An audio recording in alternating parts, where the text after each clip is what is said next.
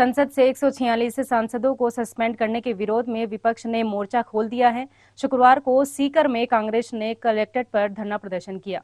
भाजपा हटाओ, देश बचाओ, मोदी तेरी तानाशाही नहीं चलेगी के नारे लगाए। जिलाध्यक्ष सुनीता गठाला ने कहा कि केंद्र सरकार बाबा साहेब अंबेडकर के द्वारा बनाए गए संविधान को खत्म करना चाहती है।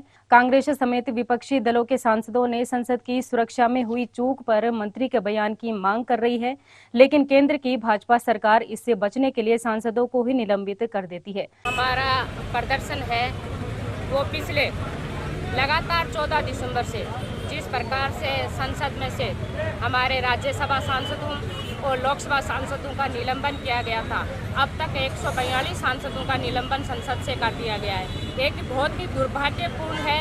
इसको लेकर आज हमने हमारे सभी कार्यकर्ताओं के साथ प्रदर्शन किया है और ये प्रदर्शन आज सिर्फ सीकर में नहीं, ये संपूर्ण हिंदुस्तान में ये प्रदर्शन है। सभी भारत के सभी जिलों में ये प्रदर्शन है और ये प्रदर्शन ये मोदी जी को याद दिला रहे हैं कि मोदी जी, आप जिस संसद को भाजपा का कार्यालय समझ नहीं लग गए, ये संसद भवन है, ये संसद है जिसमें जनता के चुने हुए प्रतिनिधि जाकर के जनता के हर वर्ग की वहाँ पर आवाज़ उठाते हैं। अगर लोकतंत्र नहीं होता, प्रधानमंत्री जी जिस प्रकार का व्यवहार कर रहे हैं, लोकतंत्र का गला घोटने की कुचेष्टा की जा रही है, ये बहुत ही शर्मनाक है। साक्षी मलिक जिसने कुश्ती के खेल से संन्यास लिया है, मैं इसके ऊपर कोई प्रतिक्रिया आपको मेरे शब्दों से बयान नहीं कर सकती कि किस प्रकार देश की बेटी हमारी न्याय मांग रही थी और उनके साथ न्याय नहीं हुआ।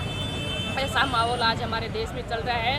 हम लगातार ऐसी चीजों का विरोध करते रहेंगे और जारी रहेगा। कांग्रेस नेता फूल सिंह ओला, पूर्व युवा बोर्ड अध्यक्ष सीताराम लांबा ने कहा, आजादी के बाद से अब तक की सबसे बड़ी घटना है कि इतने सांसदों को सस्पेंड किया गया है। बड़ी ही शर्मनाक बात है। उन्होंने कहा कि एक सांसद लाखों लोगों का प्रतिनिधि होता है, वह सांसद ही नहीं बल्कि जनता की आवाज को कुचलने का प्रयास किया जा रहा है।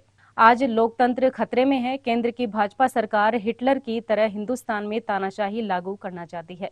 इसे किसी भी हाल में बर्दाश्त नहीं किया जाएगा। इस दौरान जगदीश दानोदिया, किशन सिंह चौहान, मोहर सिंह गौड़, चुन्नीलाल जानी सहित बड़ी संख्या में कांग्रेसी नेता कार्यकर्ता मौजूद रहे। देश की संसद में पिछले दिनों कुछ लोग सुरक्षा व्यवस्था को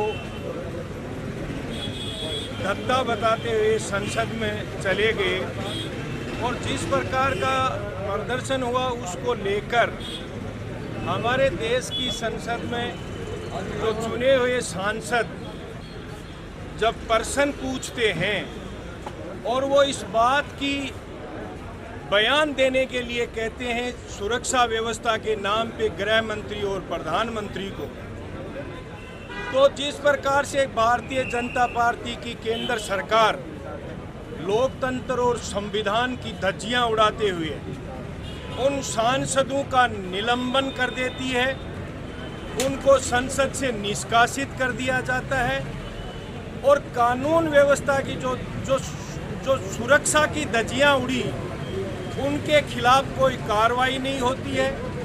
भारतीय जनता पार्टी के जिस सांसद ने पास बनाया उससे अब तक पूछताछ नहीं होती है और गृह मंत्री ये बयान देने से भी कतराते हैं कि सुरक्षा में सेंध लगी है, सुरक्षा में कोताही बरती गई है, इसकी जांच की जाएगी और हम जो है इस आगे ऐसी नहीं हो उसकी व्यवस्था की जाएगी।